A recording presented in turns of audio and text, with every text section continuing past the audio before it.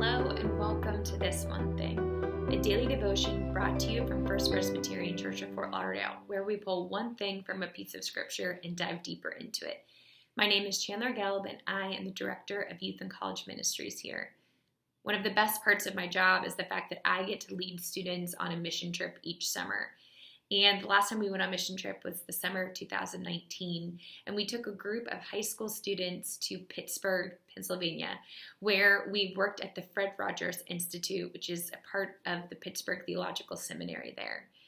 Fred Rogers is most known for Mr. Rogers' Neighborhood, but he was a Presbyterian pastor there, and their program is all about how to be a better neighbor. What does that look like? And so one of the ministry partners we worked with while we were there was called Open Hand.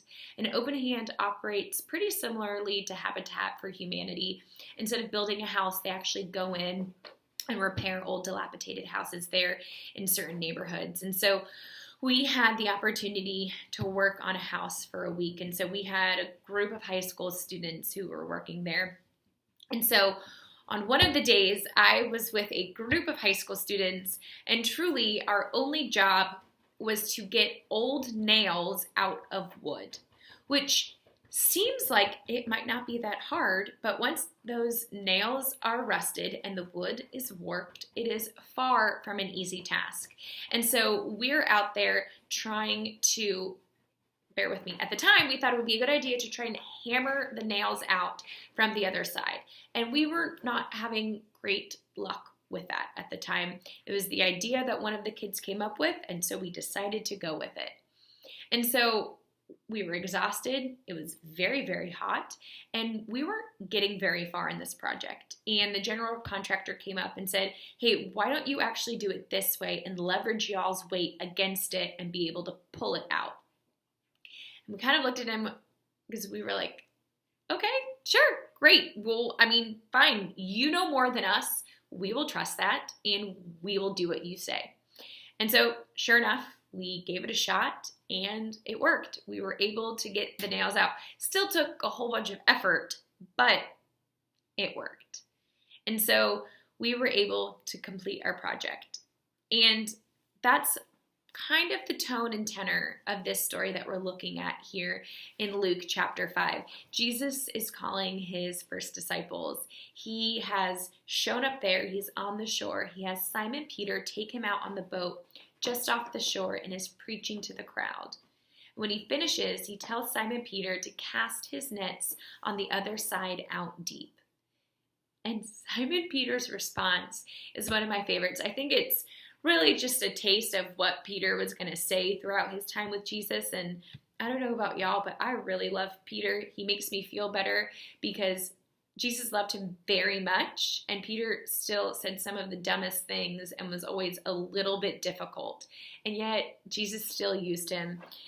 And that's what Peter's doing here. He's being a little bit difficult with Jesus, but I just want to share it with you. So Jesus has asked him to cast his nets on the other side. And so in Luke chapter 5, verse 5, this is how Peter responds. Simon Peter said, Master, we have worked all night and we have brought nothing in. But if you say so, I will let down the nets. But if you say so. You can almost visualize Peter rolling his eyes and sighing and shrugging his shoulders and going, if you say so. This man is exhausted. He's trying to explain to Jesus that he has been out there working and hasn't gotten anything yet.